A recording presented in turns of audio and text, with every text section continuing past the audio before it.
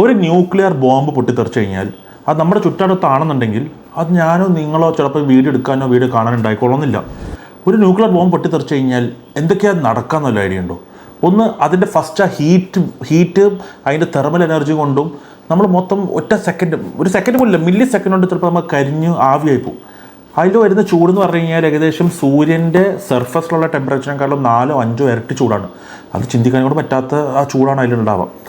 ഇനിയും ഇതിന് shock wave വരുന്നുണ്ട്, പ്രഷർ ഉണ്ടല്ലോ, അത് ചുറ്റും എത്ര കിലോമീറ്റർ ദൂരം വരെ കംപ്ലീറ്റ് ബിൽഡിങ്സും സ്ട്രക്ചേഴ്സും ബ്രിഡ്ജസും അത്രയും കോൺക്രീറ്റ് സ്ട്രക്ചേഴ്സും, പിന്നെ നമ്മുടെ ശരീരമാണെങ്കിൽ പറയാൻ വേണ്ട, ചിതറിപ്പോവും. അത്രമാത്രം പ്രഷറാണ് അതിൽ വരുന്നത്.